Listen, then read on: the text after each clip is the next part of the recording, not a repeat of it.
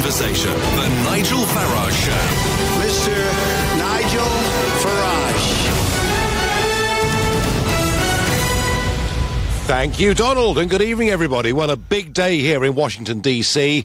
The President is hoping today becomes Tax Cut Tuesday because his tax reform bill is there before Congress as we speak, and he'll be hoping not just for cuts in personal taxation to be approved, but massive cuts in corporate tax to be approved as well, and we'll talk about that as the next hour develops. But today, extraordinary, really.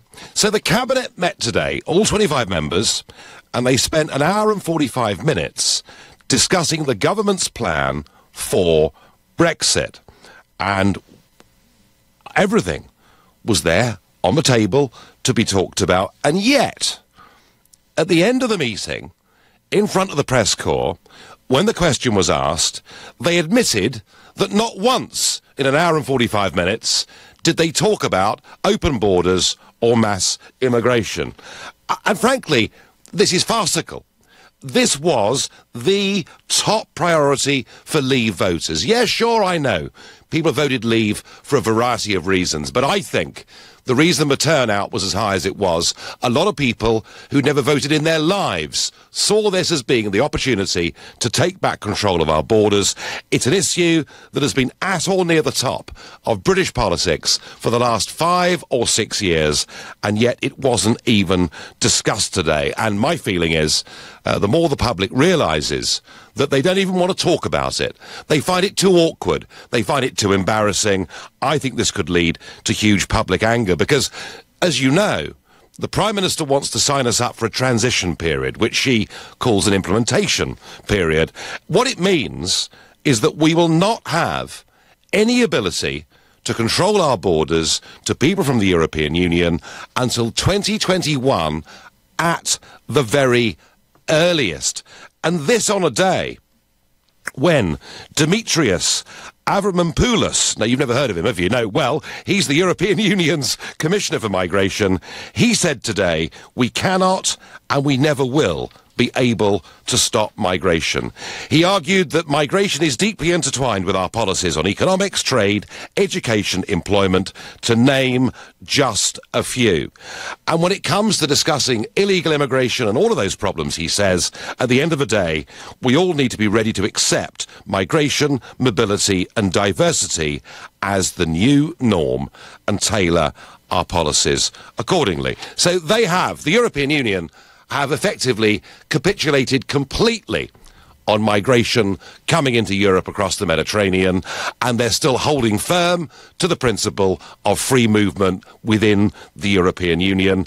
And that is the system the Prime Minister wants to keep us stuck into until at least 2021. They don't even want to talk about it. And I'm asking you, why do you think this issue was not discussed today? Is it because, actually, they believe in mass immigration and they don't want anything to change? And if that's how you feel, you can call me on 0345 6060 973. Or perhaps you think it's because they realise that in trying to do this, trying to deal with this, they may not, from Monsieur Barnier, get the trade deal they want, in which case text to 84850, or if, like me, you think it's because they're too gutless and spineless to deal with this issue, then you can tweet using the hashtag Farage and LBC at LBC, and you can watch me on Facebook and comment there too. Why, in an hour and 45 minutes of the Cabinet discussing plans for Brexit, did they not talk about getting back control of our borders and dealing with mass immigration? I have to say, I'm really, really angry about this. I wonder how Sam in Watford, a new caller to the show, feels on this issue. Good evening, Sam. Good evening, Nigel. Couple of points I was saying to the gentleman on the phone earlier. First off, the government, I'm sure, has a lot more things to discuss than just simply migration. They've discussed migration to non-stop, literally since this whole thing started. It was just migration. The majority of the people just literally voted because of migration discussions and conversations and what you were saying during the whole referendum. The second point, they can't possibly, no EU government is going to allow some sort of a trade negotiation or deal without some type of migration happening. And also, migration has been happening non-stop since pretty much the whole planet was, born. Sam.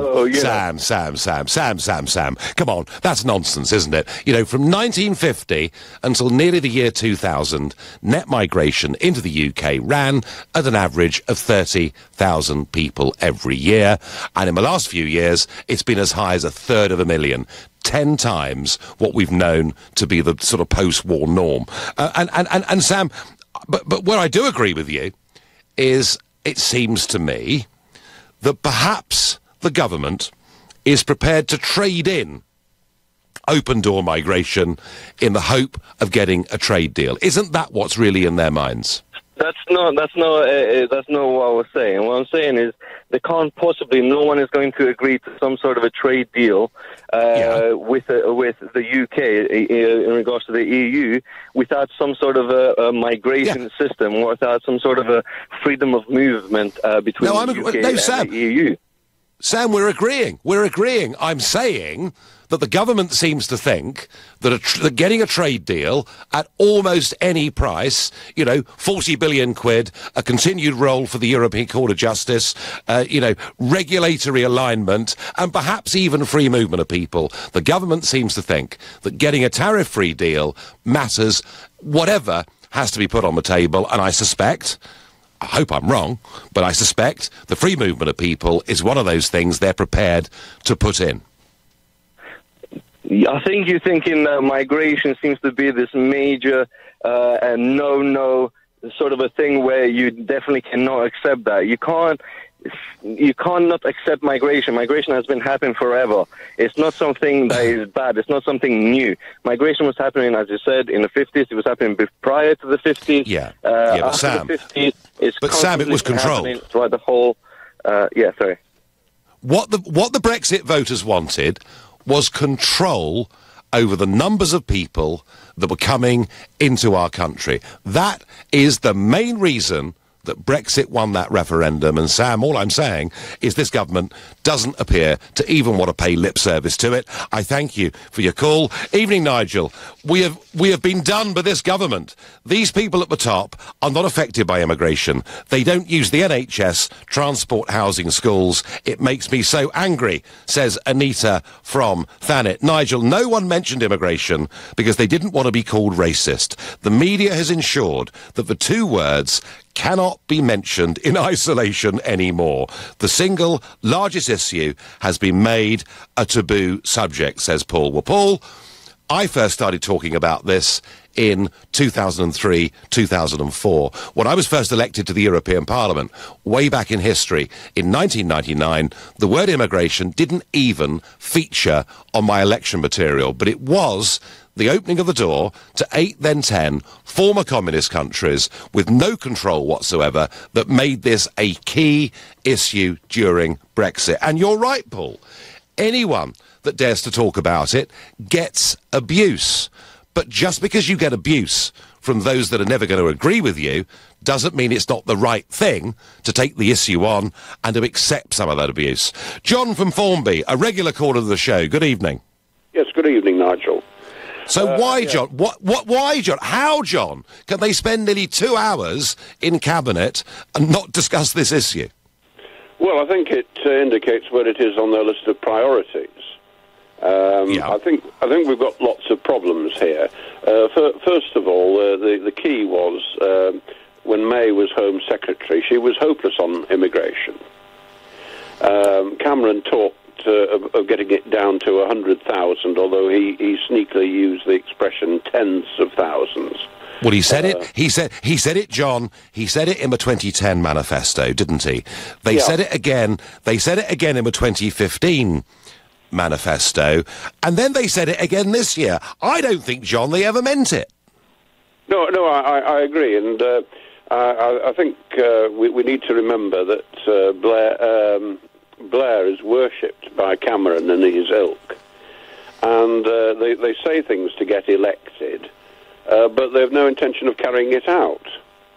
there is this disconnect between the politicians and the people. And the only way they'll get the message, and the status of the DUP proves it, is if enough people vote, hopefully for UKIP, then they can get a massive lever on them. And hopefully we can get rid of some of the politicians who are determined to go against the will of the people. Do you think, John, if UKIP was stronger in the polls right now than it currently is, that would put more pressure on the government on this issue of open-door immigration? Oh, and undeniably. I think you used the expression that this issue has been kicked into the long grass.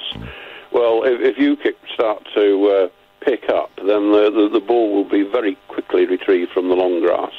Yeah, because I don't believe, even if, because UKIP's not quite as much of a threat as it was, even if in Westminster they think the issue of immigration has gone away, I don't believe out in the country it has. I think it's still, or immigration and the effects of it on people's lives, John, I still believe it's the number one issue. Undoubtedly. Why should anything change? The more May continues to mishandle Brexit, one is wondering what was the point of the referendum? Well, quite. That's John, that increasingly, I think, is what people are going to say. I thank you for your call. On Twitter, I get, free movement of people is good for everyone and the economy, just not good for racists like you. Stop trying to convince simple minds foreigners are bad. And that tweet sums up the level of this argument. That those of us that argue for controlled immigration, whereby we control the quantity and, yes, the quality in terms of whether people have got criminal records, whether they can speak the language, whether they've got skills and trades to bring to the country that will benefit society, the counter-argument is to scream, you're all racist. Well, let me tell you, whoever sent that tweet, you are in a very, very small minority, because what polling shows is that 3/4+ of our population want sensible immigration controls, and the Brexit vote was about doing that, and right now, frankly, the politicians are simply ignoring it. Seamus is calling from Watford. Good evening. Good evening, Nigel. Good evening. Why, Seamus? Why? Basically, and this is only my view and my opinion, but I think the Conservative Party are, in essence, in the main, are pro-EU loving liberal multiculturalists. They just don't even want to address the subject. In fact, they want to work to the contrary and allow it to. It's like a contagion. Just let it happen and happen and happen until we've got no voice whatsoever. But Seamus, at every election, whether it's Cameron or May, at every election, they stand up and say, we're the party that believes in controlled immigration. We will reduce it to tens of thousands every year. I mean, are they simply lying to us? They are absolutely lying. I mean, I kept an election address from 2010 from Cameron saying he was definitely, without a shadow of a doubt, going to bring mass immigration down to tens of thousands. And that must have been sent out to every person in the country. It's just pure lies. I mean, but they've had 3 politicians over the yesteryears, if you like, Winston Churchill, Sir Cyril Osborne, and a man called John Enoch Powell, that talked about, controlling mass immigration. They didn't do it then, and they're certainly not going to do it now. And do you think, Seamus, I mean, clearly, during the referendum, it was a massive bone of contention, hugely debated, and a motivator in terms of how people voted, probably on both sides of the argument. Given they won't even talk about it in Westminster, do you think it's gone away as an issue out there in Watford and elsewhere? I don't think it has, to be honest. However, what they've done by not talking about it, they've they've turned the heat down on it. But if you suddenly talk about it, like you're talking about it tonight, they're going to, crack down like wildfire on someone. In essence, to subdue and subjugate debate. And that is what is so frustrating. Seamus, you sound pretty hacked off with our political leaders. Absolutely, and I don't know which way to turn, Nigel. There we go. Yeah. Seamus, there are millions of you. I know it. Thank you. On Facebook, Katie says, because Leave voters were promised something that is impossible to deliver. No, Katie, it's absolutely possible to deliver this. There are 200 countries in the world who control who comes to live, work and settle there. That is what normal countries do, and that is what us Brexiteers want the United Kingdom to be, and it's perfectly possible. It just needs a government with the guts to do it. And if they can't even discuss it in Cabinet, doesn't seem there's an awful lot of hope. Sam says, cynically, because they have already sorted out the deal with the EU. Well, Sam, I am increasingly thinking that they're prepared to sacrifice almost anything to get a tariff-free deal, and that may well include the free movement of people, because the earliest this can be addressed is 2021, and I say that is the earliest. I like free movement of people. Stop the obsession with immigration. Change the record, says Matt. Matt, I've hardly mentioned it on this show for weeks. I've literally hardly mentioned it. In fact, I should be ashamed of myself. I should be talking about it a lot more, because even though the figure is down, it is still running. Net migration is still running at nearly 250,000 people every single year. And the impacts of that, not just on wages, but on primary school places, on housing, and yes, on our health service, is absolutely huge. Matthew is calling from Leicester. Good evening, Matthew. Hi there, Nigel. How are you doing? Well, I'm all right. Do you know what? I thought it was impossible, Matthew, for me to lose any more faith in our political lords and masters, but it does seem to be happening to me. Well, I'm with you there. I must say up front, so you know where I am. I'm a Remainer, but I'm with you on the government ignoring the issue. But I've got a sneaky feeling I know why. Right. So a week or so back, there was a talk about Northern Ireland having to have an open border. I have a sneaky feeling that's why they're not talking about it, because they know that the DUP will run them over the coals if they try and say we're going to put some restrictions there again. Also, the Taoiseach of the Republic of Ireland will raise it in the EU and make sure the EU27 vote down any deal which says that we've got to have restrictions. And I think that is the ultimate problem with us closing our borders off. I don't agree with it. I'm a Remainer. I would prefer to have freedom of movement, but I think that's why and what's happening. We've got this issue that we can't annoy the Irish peoples. We made an agreement to them which outrules, as far as I'm concerned, any agreement we have with the EU27 for peace reasons. We need to keep that border open, and I think that's the problem they've got. Well, you may be right, Matthew. I mean, there are some that say not just free movement of people, but regulatory alignment, that it's all about this argument over the Irish border. But, Matthew, do remember one thing, that the common travel area, the free movement of people between the United Kingdom and Ireland, has been in place since 1923. We don't really need any lessons from the European Commission on this, do we? No, but while we are separate from the good old European Union, and we have, and we want to obviously at some point diverge away with regulations, putting movement restrictions, immigration restrictions, making the UK border force more prevalent to stop migration. That means at some point border patrols would have to be along that border in Northern Ireland with any logical plan we could come up with now. And this is the problem: nobody's got any ideas of how to give what we want or what the people want, which is the Brexit agreement with less immigration, like you believe, at the same time as saying to the Irish peoples, we want a free and open border, because you can't have both cakes. You just can't. You need one or the other. We've had that free movement, as I say, for almost 100 years. The issue could be, I accept, the issue could be that people, EU citizens or people from around the world, would use that open border as a means of getting into the United Kingdom. But then, of course, they could get to Northern Ireland. Be tough then to get from Northern Ireland across to the mainland, wouldn't it? Because you'd have to buy a plane ticket or book a ferry ticket or whatever it was. Matthew, you may be right. It may be the influence of Northern Ireland. I suspect that may be part of the equation. I just generally think that our political class would really rather not discuss immigration at all. It's too awkward, it's too difficult, and if you do dare talk about it, you won't get invited to the right dinner parties in Notting Hill. You're listening to The Nigel Farage Show, exclusively on LBC, live from Washington, D.C. It's 7:22. LBC and its sister stations from Global bring you a brand new event, the Global Awards, rewarding the very best from the world of music, news and entertainment. The Global Awards. And the award for Best News Moment, Interview or Debate goes to... One incredible night with performances from Andrea Bocelli and Sam Smith performing live. And you can have your say on who will win at the Global Awards. Voting starts tomorrow. To vote, download the Global Player app or go to lbc.co.uk.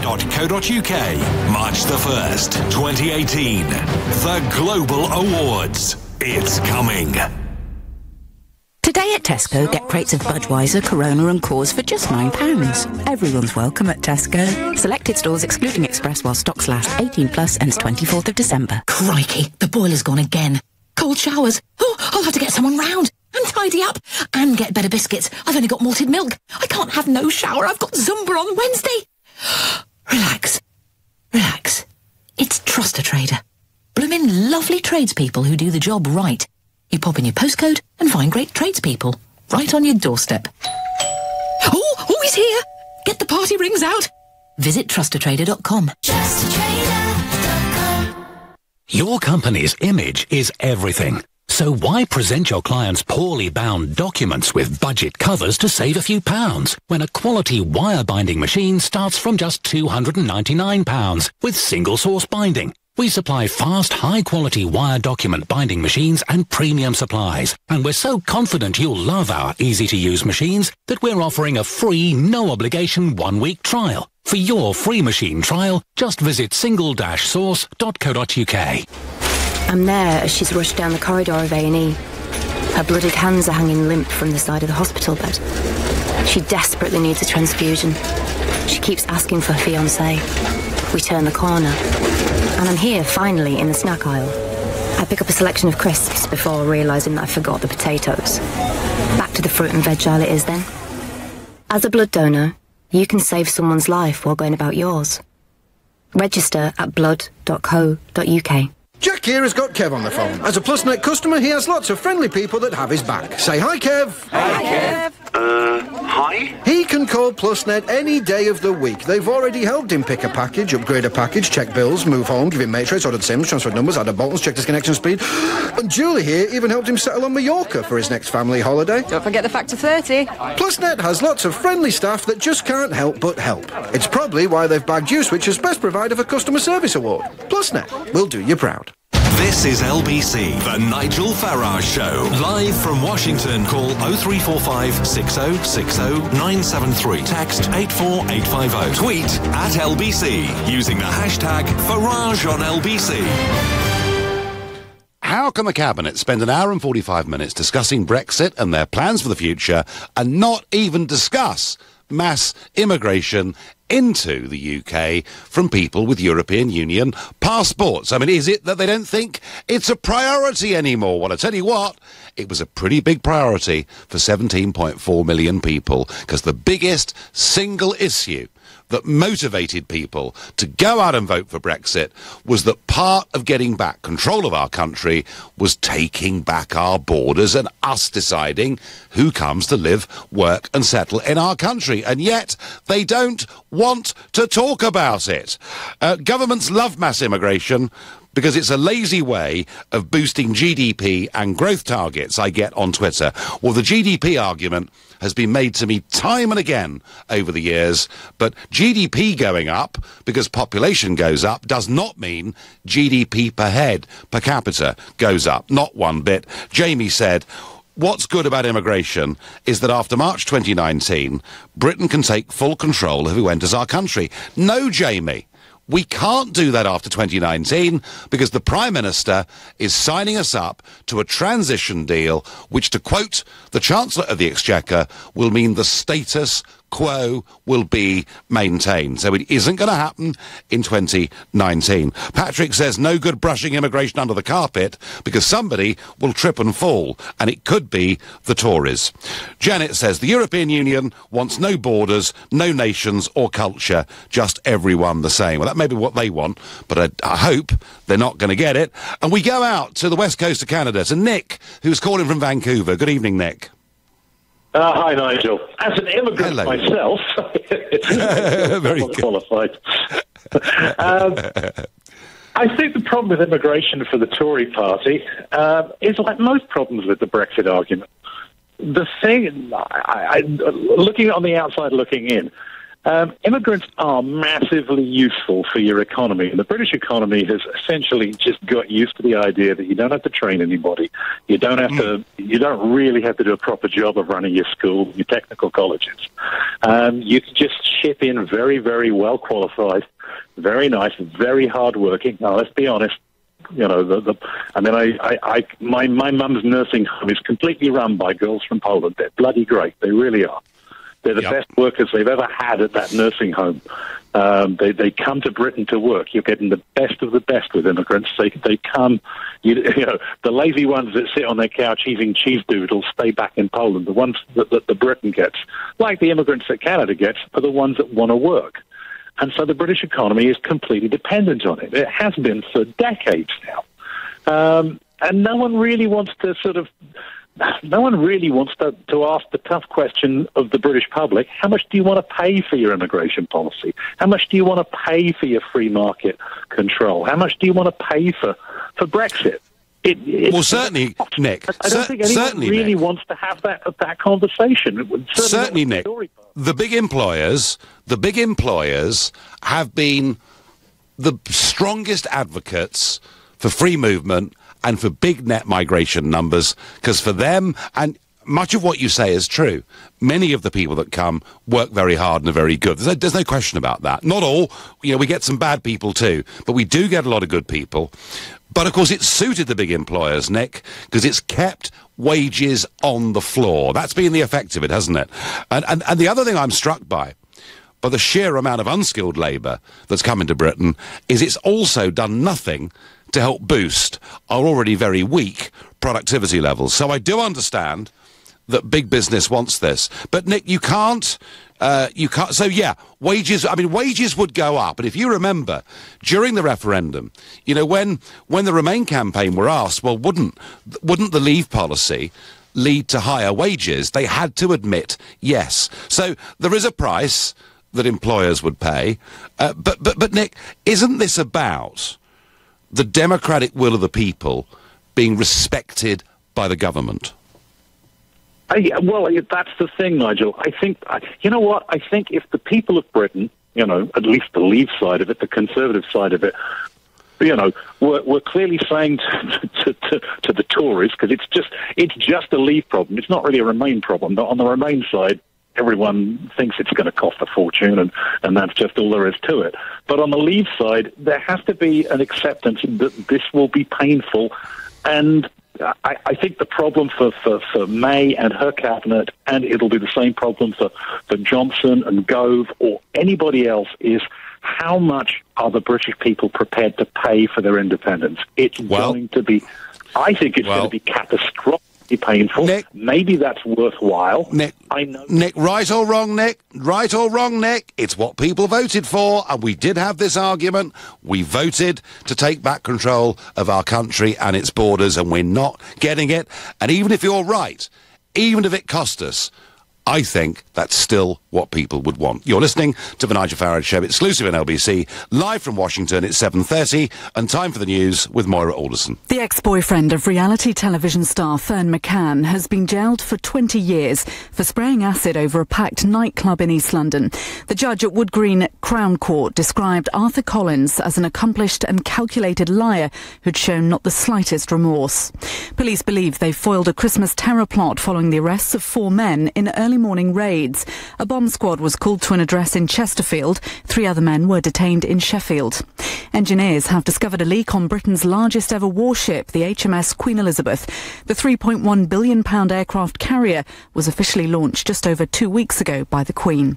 LBC weather, heavy rain for much of western Scotland tonight, cloudy and mild for most other places, colder in the southeast, an overnight low of 6 degrees. LBC travel in Kent. There are severe delays on the anti-clockwise M25 at the Dartford Tunnel with queues back to junction 3 at Swanley. In Essex, there are long hold-ups too on the eastbound A13 from the Goresbrook interchange to the M25 at junction 30. It's the amount of Christmas shoppers heading to Lakeside. In Bedfordshire, it's very slow going on the northbound M1 between junction 8 at Hemel Hempstead and 11 at Luton. 2 lanes are closed following an accident. And in Leicestershire, the M1 is being... This is LBC. Crikey, the boiler's gone again. Cold showers. Oh, I'll have to get someone round and tidy up and get better biscuits. I've only got malted milk. I can't have no shower. I've got Zumba on Wednesday. Relax. Relax. It's Trust a Trader. Bloomin' lovely tradespeople who do the job right. You pop in your postcode and find great tradespeople right on your doorstep. Oh, he's here. Get the party rings out. Visit trustatrader.com. To be honest, when I heard about this, I thought, you're having a laugh, aren't you? It's called the Smart Meter Power of 10p Challenge, where basically I had to feed as many bodybuilders as possible using just 10p of energy. No pressure then, guys. Come on, Ainsley. But after a manic cooking frenzy... Stop, your 10p's up. I still managed to prepare an incredible 14 meals. Get in there, my son. See how far 10p could go in your home. Contact your energy supplier about getting your smart meter at no extra cost. Could your business benefit from cloud accounting? Sage Business Cloud. Get paid faster by issuing invoices on the move. Complete your VAT return in seconds. And link your bank account for a real-time picture of your business finances. See how Sage Business Cloud can benefit your business with a free 30-day trial of Sage Accounting. Visit sage.co.uk/free trial. Sage Business Cloud. Helping you manage everything from money to people. Be Sage. Build on. Is your company innovative, successful, or rapidly growing? If so, it's likely that you'll be carrying out all sorts of research and development, even if you don't think of it as such. Contact Barnes Rofe to find out if you qualify for an R&D tax credit claim. We'll help you make a claim and obtain a refund of the correct amount of tax for you. Sound interesting? Visit barnesrofe.com. Barnes Rofe, clever accountants for business. I'm there as she's rushed down the corridor of A&E. Her bloodied hands are hanging limp from the side of the hospital bed. She desperately needs a transfusion. She keeps asking for her fiancé. We turn the corner, and I'm here, finally, in the snack aisle. I pick up a selection of crisps before realising that I forgot the potatoes. Back to the fruit and veg aisle it is then.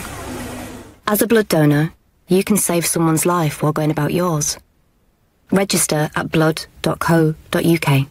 The Nigel Farage Show, live from Washington only on LBC. I said earlier it was a big day in Washington, Trump's tax reform, and we've got some breaking news from Capitol Hill. And joining me is Simon Marks, LBC's USA correspondent. What's the news? Big news indeed for Donald Trump. Certainly very welcome news for the White House. By a vote of 227 to 203 within the last couple of minutes, the House of Representatives has passed Donald Trump's tax cut. $1.5 trillion in tax cuts that the president is planning to pass on to business and also to individuals here in the United States in what he argues will be an effort to assist the economic recovery that he, of course, claims is already well underway here. What happens next, Nigel, as you know, is that this all goes to the US Senate. Yeah. They will have to vote on this. Going to see a much smaller majority for the tax cuts in the Senate, but it looks as though the Republicans just about have the votes there after a couple of wavering Republicans said that they were in in fact going to vote in favour of this bill, and so the stage on the face of it is set for Donald Trump to get to sign this legislation into law before Christmas, which is something that he had pledged to the American public that he was going to do. And this is going to be, I think, something that not only the White House welcomes on its merits, because President Trump really wants to see these tax cuts go ahead, but it's also going to be something that they welcome because, honestly, after the end of this year, going forward into 2018, the legislative outlook for Donald Trump is very opaque, much more murky, and it's unclear just how much more legislation he will be able to get through Capitol Hill. Because, of course, they have the midterms here in America. Correct. So in November next year, there'll be a lot of seats up for the Senate. Absolutely. One third of the Senate, the entire House of Representatives. It is, believe it or not, election year next year, again in the United States, not for the presidency, but for Congress, and so members of Congress will be very anxious about their own re-election battles. Now, whatever the consequences of this tax cut for the deficit, I used to say, these are the biggest tax cuts in America for 30 years? Yes, this is a substantial tax cut that President Trump says is going to benefit grassroots supporters of his, middle-class voters all over the country, and certainly business owners, because you're going to see a dramatic reduction in the rates of corporate tax, corporation tax as you call it in the UK. There is, though, a very big question about all of this. As you intimated, there are projections that this is going to swell the deficit. The White House says you don't have to worry about that because trickle-down economics will create jobs, will create opportunity, and help advance the cause of the quest for prosperity here in the United States. The president's supporters say that his voters will rally around him because they will see that he's making good on another campaign pledge that he put forward in last year's presidential election. His critics say that many of his voters, when they discover exactly what is in this tax bill, will find that it's too beneficial for big business and insufficiently beneficial for individual taxpayers at home. So, it's not necessarily all good news over the long term for Donald Trump, but undoubtedly this is an important legislative victory for him. It is. I mean, it's his first major legislative achievement, yes, isn't it? Since absolutely. he became president. Now, also today, we understand there's been a telephone conversation that took place between, should we say, two rather different world leaders. Yes, absolutely. Theresa May and Donald Trump have been on the phone with one another, and I think I'm right in saying this is the first time they have been on the phone together and spoken since the president made that rather curious decision to retweet those Britain First videos that, of course, Theresa May and the government back in London became so exercised over. There are two versions of what happened in the call. They're actually remarkably similar, one coming from Downing Street, the other one, again, within the last few minutes while we were listening to the news headlines being put out by the White House. They exchanged Christmas pleasantries, we're told. The Prime Minister offered her condolences over yesterday's train disaster out in Washington State. They discussed next steps in forging peace in the Middle East. This, of course, the first time they've spoken since Donald Trump formally recognized Jerusalem as the capital of Israel. Both leaders emphasized the urgency of addressing the humanitarian crisis in Yemen.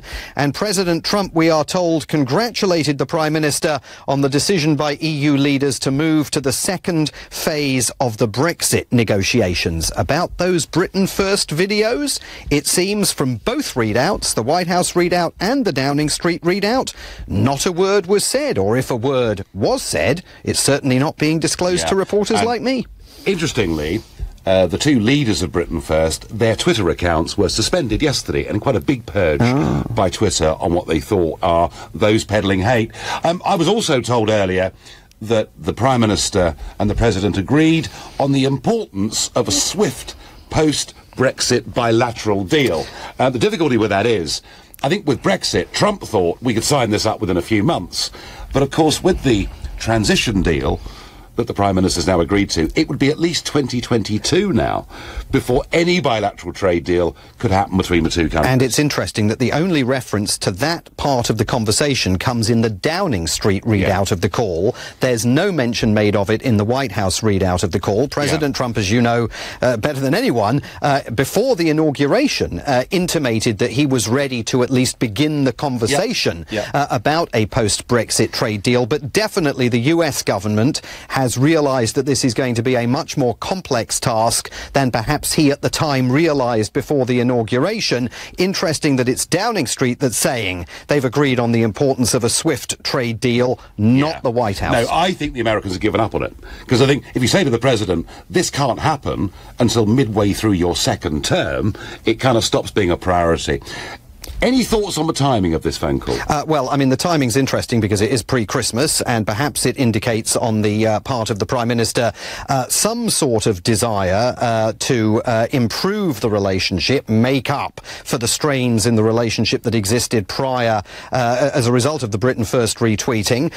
We still don't know officially the timing of a Donald Trump visit to London. There have been rumours, suggestions that it might happen in February, not the big state visit. No. I think it's pretty clear that that's on the back burner. But look, I mean, they're talking, and according to both of these readouts, they didn't have a terrible argument. So I suppose that's got to be slightly a plus. It's a plus. That's got to be a plus. Can I tell you one other thing very briefly? I was in Cuba last week, and very interesting, if you talk to Cuban government officials about Brexit and the implications about it, they say, well, you know, we don't really take much of a position on Brexit, but we do think it will be much better for Cuba-Britain trade ties if we can negotiate trade deals, they say, with Britain on its own, rather than having to deal with the whole European Union, and which they described as, you know, nightmarishly complex negotiations.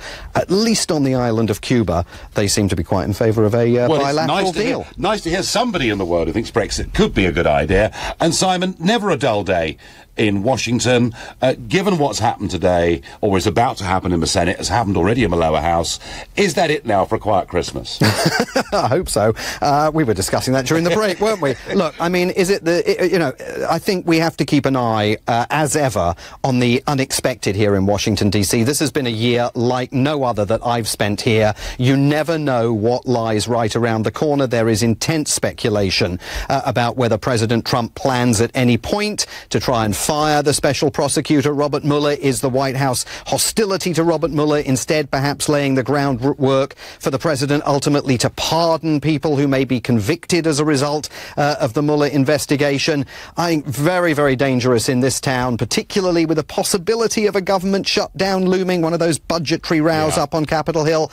You can't rule out the possibility of a busy Christmas, but I am desperately hoping for a quiet one. Well, one thing that won't close for Christmas, of course, is the president's Twitter account. Exactly. So, as you say, we never know. Simon Marks, thank you very much indeed for joining me. Simon Marks there, LBC's USA correspondent. Back to the British Cabinet. An hour and 45 minutes of meetings.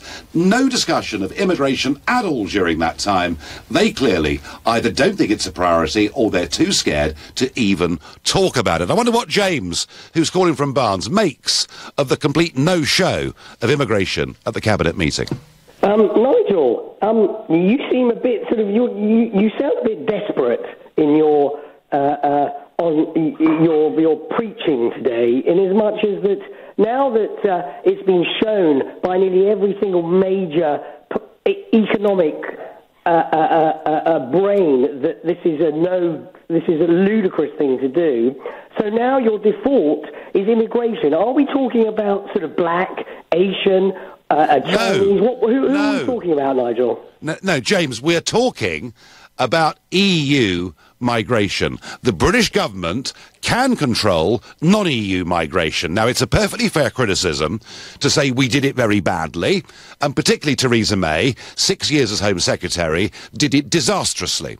But we do at least have control over that. What we don't have control over are the numbers of people who come to our country who've got EU passports, and that is what voters in the referendum were asking for. And anybody, any commentator, writer, radio talk show host who tries to pretend that the Brexit vote was about black people versus white people is completely missing the point. Can I make a point? Yeah.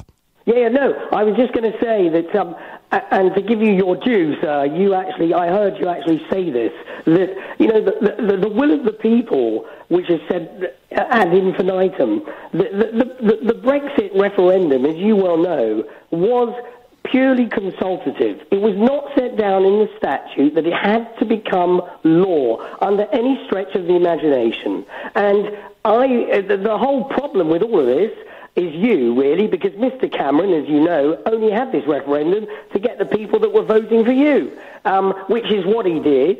But at the end of the day, he should never have walked away and said, right, well, I'm having nothing to do with this then, because this is not the result I wanted. He should have made sure, and it doesn't really matter whether you agree with Brexit or not, the reality is it was a consultative referendum. There was no reason for it to become law or even any chance of it. But he walked away and he dumped it with Theresa May. And, you know, James, when people like you say it was purely a consultative referendum and government does not have to carry out the will of that vote, you've got to understand, James, why people are getting so damned angry with that attitude, angry with our politicians, and I would suggest pretty angry that the Cabinet today didn't even discuss this issue. The gap between the politicians and the people just got a whole lot wider today. You're listening to the Nigel Farage Show, exclusively on LBC, live from Washington, D.C., and it's 7:48. Coming up at 8 on LBC, Clive Bull. A list of fat cat bosses has been published today, ordered by Theresa May. Is she right that huge salaries at the top are the unacceptable face of capitalism? Clive Bull on LBC. Merry Christmas. It's a phrase you'll hear a lot this time of year. But Christmas is not always happy, particularly for men involved in a divorce they didn't choose. Meanwhile, they await the outcome in someone else's home this Christmas. These men need more than the help of a good Cordell & Cordell lawyer. They need the hope and encouragement of a good friend. If I've described someone that you count among your friends, be sure to remember him in this season. Visit cordellcordell.co.uk. Cordell & Cordell, a partner men can count on. Miss Dixon, the doctor will see you in room 2. This year, GP appointments are available in your area over Christmas.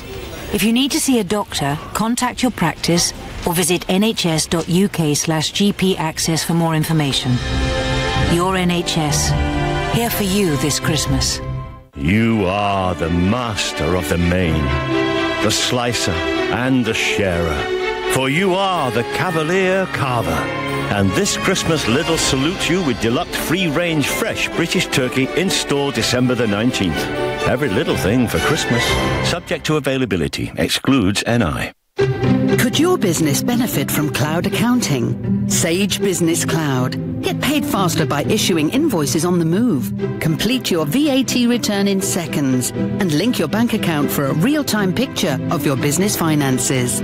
See how Sage Business Cloud can benefit your business with a free 30-day trial of Sage Accounting. Visit sage.co.uk/free trial. Sage Business Cloud, helping you manage everything from money to people. Be Sage. Build on. Is your company innovative, successful, or rapidly growing? If so, it's likely that you'll be carrying out all sorts of research and development, even if you don't think of it as such. Contact Barnes Rofe to find out if you qualify for an R&D tax credit claim. We'll help you make a claim and obtain a refund of the correct amount of tax for you. Sound interesting? Visit barnesrofe.com. Barnes Rofe, clever accountants for business. The big red building on Golders Green Road. At Gold's Menswear, big men can choose from a huge range of top designer suits, jackets, blazers and trousers. They can fit anyone, extra tall, short, portly and king size up to 70-inch chest, all with savings of up to 75% off RRP. Gold's also offer an alteration service while you wait, plus Logan Barker shoes too. Open Sunday to Wednesday till 6, Thursdays till late, half-day Friday. The big red building on Golders Green Road. The Nigel Farage Show, live from Washington only on LBC. The Labour Party, the Tory Party, the Liberal Democrats, none of them want to talk about immigration, and even a government elected saying that Brexit means Brexit and will bring the numbers of net migration into Britain down to tens of thousands, can't even discuss it in an hour and 45 cabinet meeting. Sarah on Facebook says, what's the logic in even having a vote when it's not being carried out by the government? Well, James in Barnes before the break said that the referendum was purely consultative. We didn't realise quite how much that meant until days like today. We're going to go to Denmark now, a country that has discussed immigration at great length and put some pretty tough controls in place. Patrick is calling from there, a new caller to the show. Good evening, Patrick. Good evening, Nigel. How are you tonight? Well, I'm fine. My faith in our leaders, I mean, it gets lower by the day, Patrick. How can they not? Whatever your view on net migration into Britain from the EU and indeed the rest of the world, how can you have a nearly 2-hour cabinet meeting and not even discuss it? Perhaps, Nigel, they've realised that stopping immigration from the EU is not the correct thing to do. Now, hear me out on this one. When I first went to Denmark 10 years ago, I filled in a form, and that form also exists on the gov.eu website, so I have it open now. And it clearly states that anyone migrating from any EU state into any other EU state has 3 months, just 3 months, to support themselves, after which they can be deported, and if they don't pay for their own travel, they get billed for the deportation. That was a fact. I filled that form in, but it seems in the UK, this was never ever enforced, and I don't know why that was. Can you imagine, Patrick, we had a court ruling last week that said we can't even deport homeless people with EU passports because that would break their human rights. Can you imagine, Patrick? Can you imagine what would happen if government officers went and knocked on the door of a flat somewhere in London and said to somebody who'd come from, let's say, Denmark, sorry, son, you've now been here over 90 days, you haven't got a job, in the back of the van, please, we're deporting you back through Dover. Can you imagine the hue and cry if anyone even attempted to do it? So what you've got here, Patrick, is theory and practice. In theory, if somebody after 3 months hasn't got a job, they can be asked to leave. But in practice, it's impossible. It wasn't impossible. They made it very, very plain. They knew where I was. They could tell where I was working or if I wasn't working, because the Danish tax system is pretty strict, as you probably know yourself. They would have moved me on, and they made it very, very clear that would be the case. I think that the whole process of the Brexit vote was wrong. They should have looked into the implications before the vote went ahead, rather than afterwards, cause and effect before you go to the voting system, because I don't think people knew what they were voting for, and I think certainly some people who voted for Brexit are now too ashamed to admit they didn't actually know what they were voting for. I mean, it was a single vote in or out. The customs union should have been there, and also the single market should also have been included within that vote. It should have been a 3 or 4 question vote, at least, minimum. Well, the single market was boxed off, Patrick, in a sense, because all the leading Remainers and all the leading Leavers said voting leave meant leaving the single market. On the immigration question, I think what people voted for was to say we do not want the current huge net numbers coming into our country every single year. We want to return to a sense of post-war normality that we had for a 60-year period, and that basically work pretty well in our country. And you may be right, by the way, when you say that most of the cabinet probably do think that free movement of people within Europe is a good thing. I suspect they do think, as a majority, that. But what they're not doing, Patrick, is they're not addressing what was one of the key reasons, right or wrong, that people voted to leave. And I think that gives us, frankly, once again, quite a big democratic deficit. It does, but at the same time, Nigel, I think the way it was conducted, the whole thing was conducted, and I'm afraid you're at fault there as well, standing in front of that bus, in front of all those immigrant pictures, that was the wrong thing to do in your place. What was the wrong thing to do, Patrick? Was the wrong thing to point out what happened, or was the wrong thing what Angela Merkel said? Because that picture was a picture of Merkel's madness. Regardless of what the picture was of, Nigel, it was the wrong thing to do to stand in front and preach in front of it. I mean, do those people have any right to their pictures being used on that bus? being used on numerous stations globally. I don't know. Patrick, I mean, come on.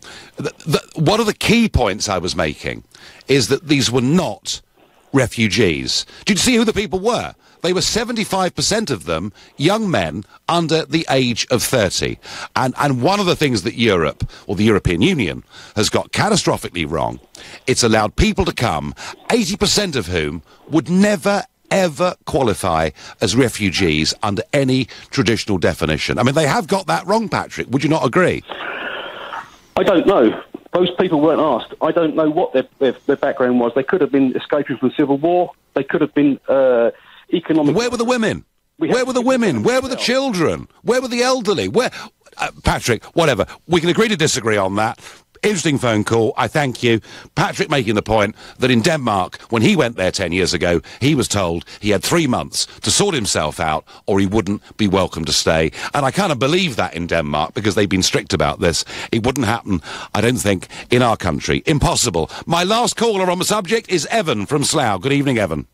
Hi, good evening. Hi, Nigel. The reason it wasn't discussed is because it is a red herring. It was used a lot, but it has absolutely nothing to do with Brexit. The reality, for me, as a Remain voter, I voted Remain because actually I want control of immigration, and the reason I see control of immigration is because Brexit is likely to actually increase immigration because the EU has an aging population, which means that the majority of people that come here are young working age people, and they're in short supply in Europe. Now, as Europe recovers, which it's doing right now, and we can see the pound devaluing, people begin to shift back to Europe. But if we leave, what we're going to do is expose ourselves to a global market where our wages are going to be pushed down. We can't, I mean, the UK has 65 million people, and I see you have a problem with that. But India has 1,300 million people. China has 1,300 million people. Those kind of trade agreements, competing with that kind of stuff, we're going to look at significant drops to our wages. If we make trade agreements, we're going to look at significant rises in immigration, of which we simply... We do not, Evan, have to accept increases in immigration.